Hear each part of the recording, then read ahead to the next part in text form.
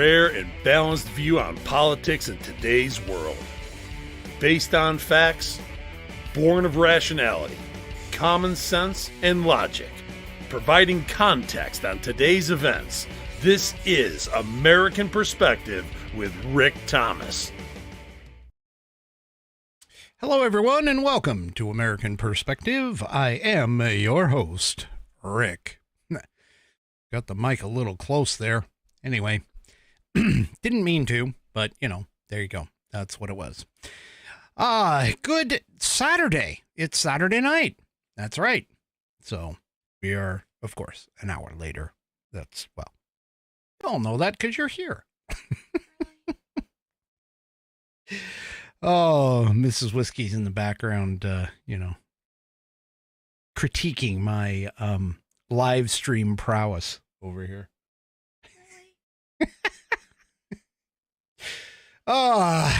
Anyway. All right. Yeah. Let's go ahead and get things kicked off. Tonight we have 3 Chevy on deck for the Pledge of Allegiance. So if you are of mine, please stand, remove your hat, if you're wearing one, like me, and place your hand over your heart and follow along with 3 Chevy in the Pledge of Allegiance. I pledge allegiance to the flag of the United States of America and to the republic for which it stands, one nation, under God, indivisible, with liberty and justice for all.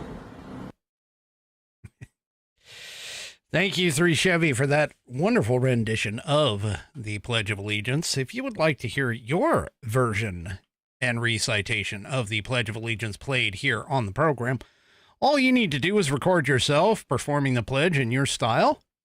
Take that audio or video file, whatever it is, attach it to an email, and send it off to me. Send it to fans, F-A-N-S, at americanperspective.online. That's fans, F-A-N-S, at americanperspective.online. And I just realized that I did not grab my script for tonight's sponsor, headline sponsor. So give me just a second to get that up here and properly sized so that I can read it. All righty. So here we go. All right. Of course, tonight's sponsor is the Institute on the Constitution. I should probably have this thing memorized by now, but anyway, the Institute on the Constitution was established in 2004 as a 501c3 nonprofit with one singular mission, and that is to restore the constitutional republic through grassroots education.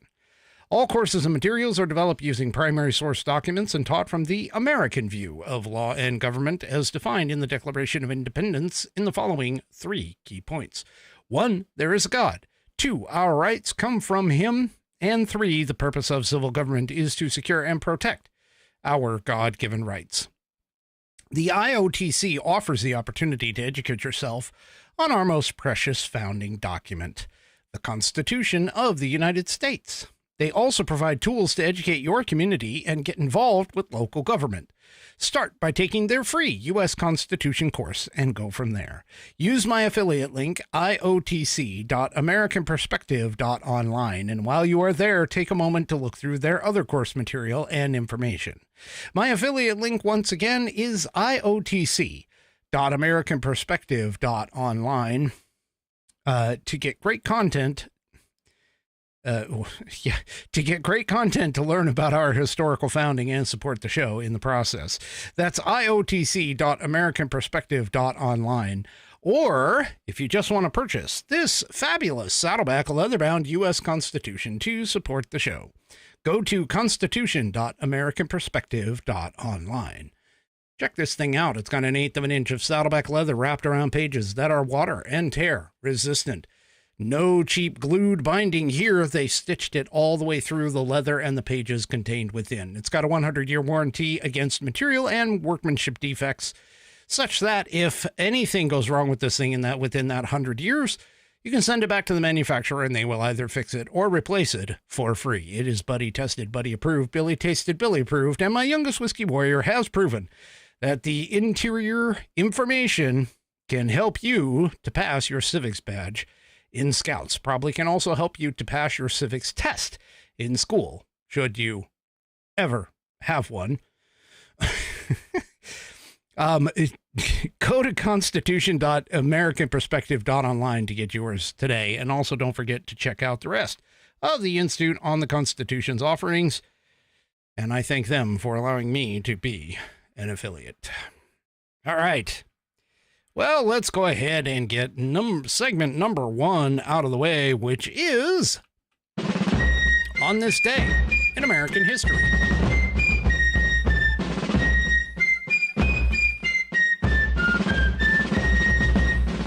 And, of course, for On This Day in American History, we read from the American Patriots Almanac, written by William J. Bennett and John T.E. Cribb. It is chock full of all kinds of factoids and information about this fantastic country that we call home. Tonight is actually Washington's birthday is today.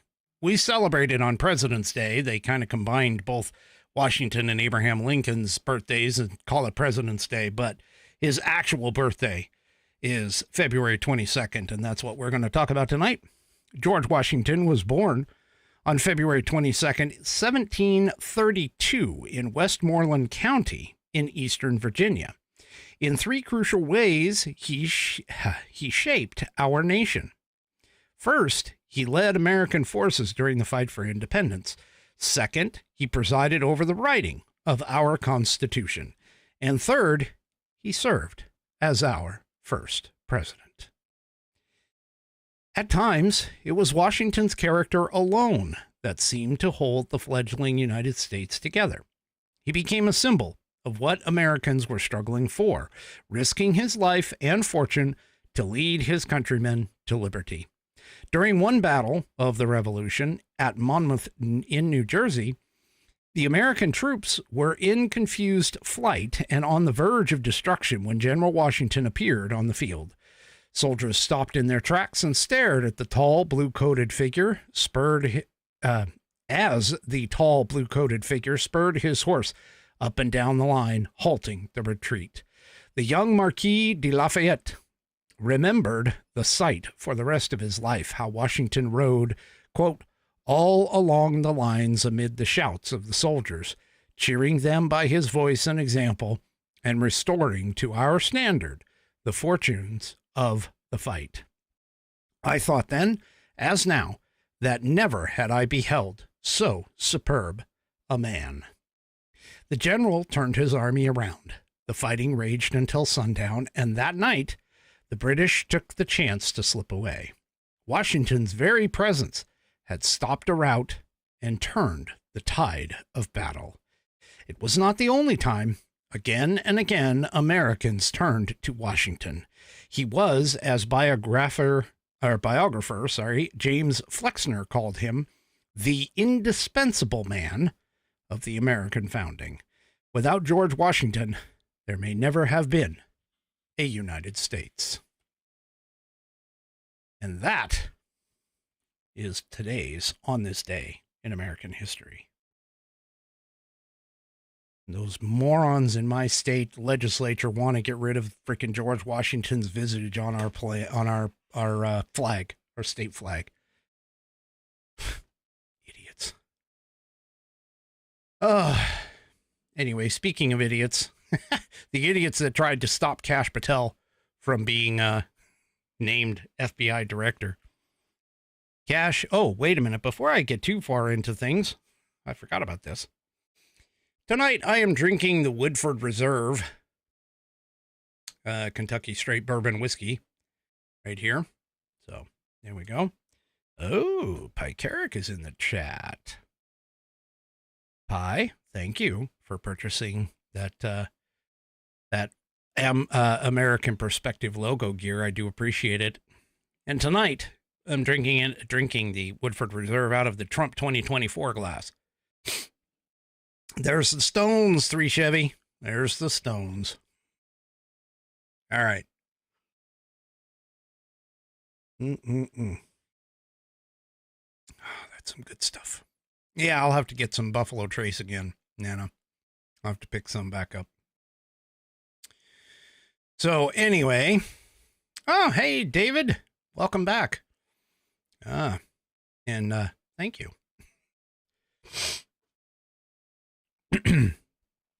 Yeah, like I said, thanks, Pi. Hopefully you'll get your sweatshirt soon.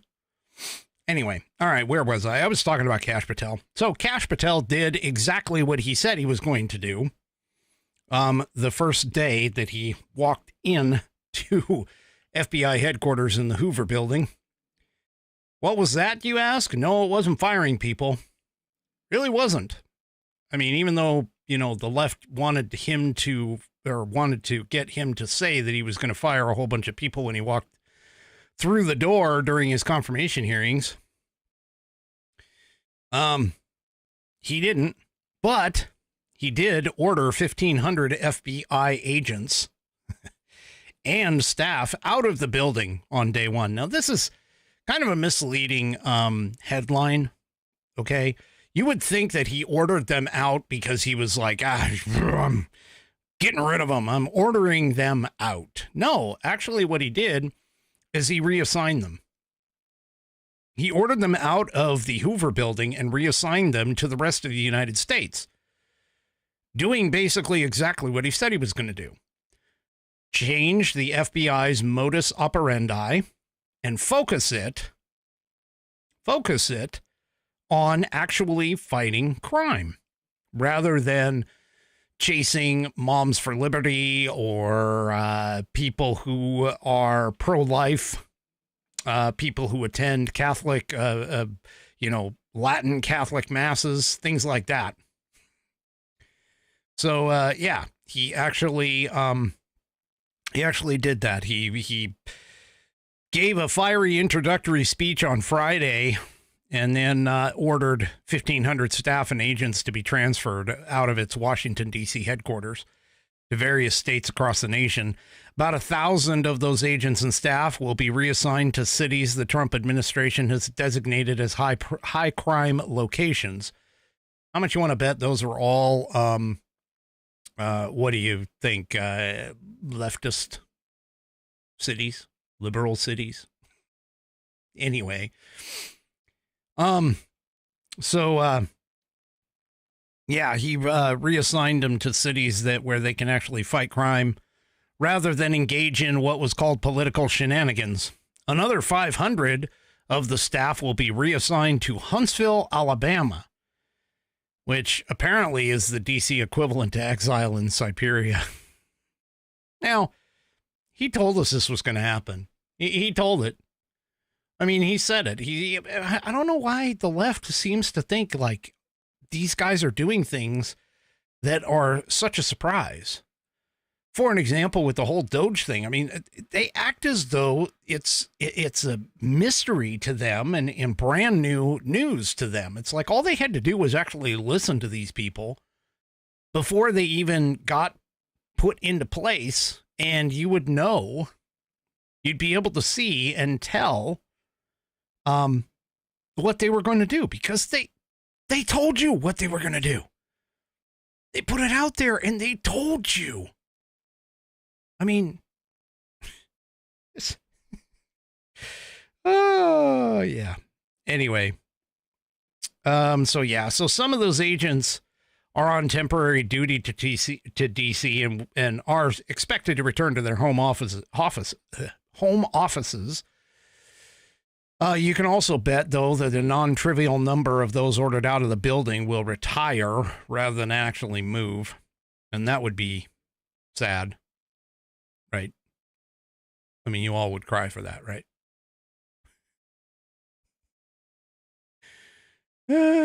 Yeah. Anyway, I know I'm not going to be crying, but whatever. Oh, goodness. Oh, speaking about the housing market in D.C., apparently there's like more listings than ever now that Trump's been going through and firing people. So if you want a good place in D.C., you might be able to get it on a pretty good, under a pretty good deal right now if you want one. Speaking of D.C., I saw this. I don't know if anybody, well, I mean, it's some of you guys were part of the Battleground Live crew, known as the Battle Crew. But Sean's wife, Melanie, Commander Melanie, posted a couple of things. They apparently have gotten an apartment in DC, and there was a nice post on Locals from her about the sunrise in DC, and she basically said that it doesn't compare to the one that they had over Fort Parnell, which Parnell lived in Pennsylvania. I think it's Western Pennsylvania is where he lived, still lives. I mean, let's be honest, he's only in the Pentagon for a temporary short period of time, but yeah, they're trying to post as they can. They're trying to post updates and stuff, but apparently they now have an apartment, which I believe a lot of these places in DC actually do that. They rent apartments to politicians and staffers and all kinds of stuff. So if we drain the swamp in DC, I wonder what'll happen to the housing market there. Better question is, do we really care? Anyway. Well, speaking of people who do things that they say they're going to do and tell you what they do or what they're going to do. J.D. Vance visited CPAC. Now, for those that don't know what CPAC is the Conservative Political Action Conference. And it is a great place to go. Someday, maybe this kind of thing takes off, I will make an appearance there myself. But they have people that come out there and do speeches and so on and so forth. And they do all kinds of stuff, and it's all conservatives for the most part that are there.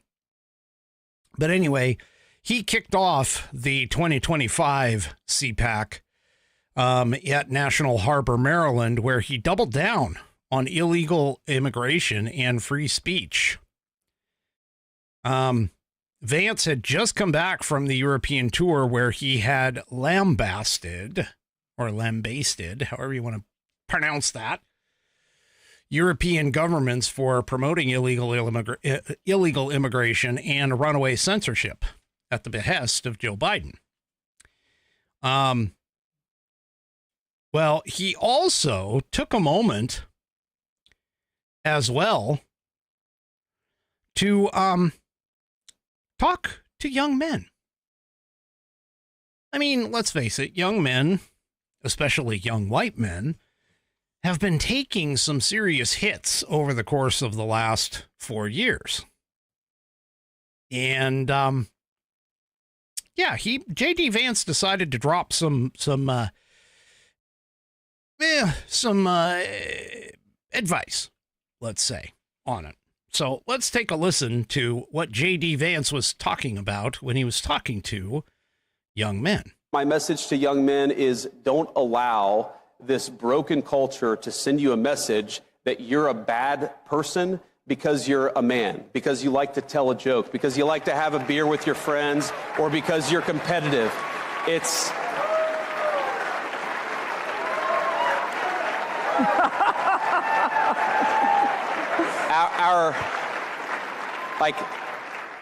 Our message, the cultural message, and I think the president's and mine is the exact opposite, but our cultural message is, I think that it wants to turn everybody, whether male or female, into androgynous idiots who think the same, talk the same, and act the same. We actually think God made male and female for a purpose, and we want you guys to thrive as young men and as young women, and we're going to help with our public policy to make it possible to do that. That's a good message. And that's a conservative message too, folks. That is a very positive message. It's one that absolutely has been needed for this. Now, I got to tell you, some VPs, they go and they just kind of fade off into the background. and they don't get out there, they don't get in front of things, and so on and so forth. And this is part of the reason why oftentimes you'll end up with, for an example, you had Ronald Reagan, very strong conservative voice, very photogenic, very much in front of the cameras, he was an actor. He was always in front of cameras. Let's be honest, he was not what the American people wanted, and so they switched from him over to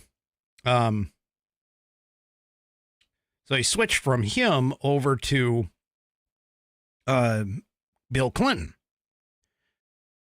And yeah. So yeah, something's wrong here. What is going on? What is going on here? Hold on. That's weird. Yeah, all of a sudden I lost some connection here.